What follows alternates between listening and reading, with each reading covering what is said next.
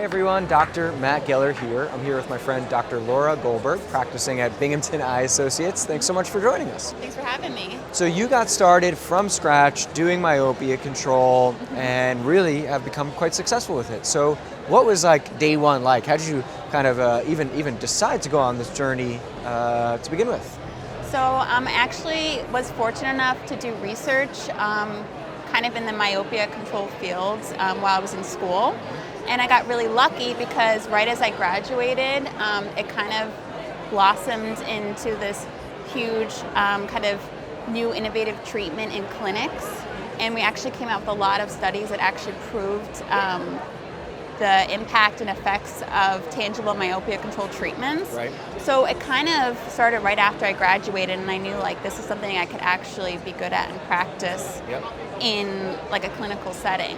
So that kind of flowed very nicely together. Catalyst. Yeah, it was great.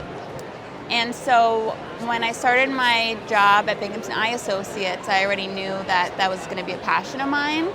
In Binghamton, actually, they've never had a myopia control doctor providing that kind of treatment before. And so I thought, well, this would be a great opportunity for me to distinguish myself from the other doctors. For sure it is. Yeah. There's no doubt about it. It's a really hot topic right now. World Health Organization's talking about it. Lots of different industry companies are talking about it.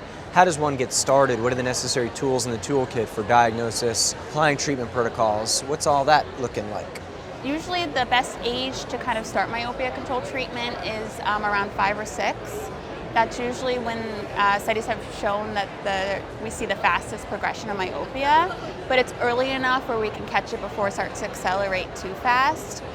So I do encourage a lot of parents to bring their kids in when they're about 4 or 5 years old, which is great in Binghamton because there's not a lot of pediatric optometrists there, so they're thrilled at having someone to see their young kids. Sure. So that brought an influx of young children for me to see.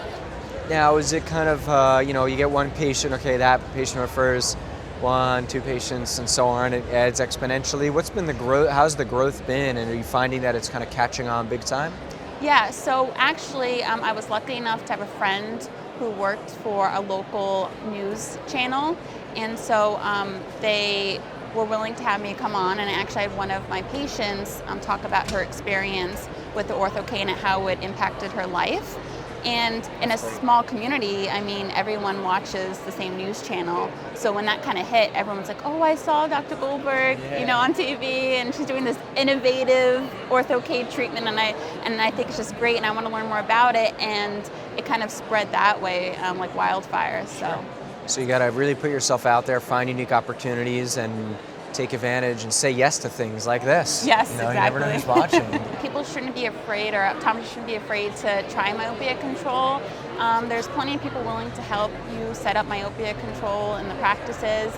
And I wasn't a huge expert in ortho-K when I started, or really any of the treatments, but I kind of took time, talked with consultants, talked with mentors, and just gave it a try. And oftentimes it's really not as hard as it seems, and it has great benefits. Yeah, well, certainly more to come from you on the topic, I'm sure, and Yes. it sounds like you're doing a lot of good in the community. Yeah. Right on. Thank you.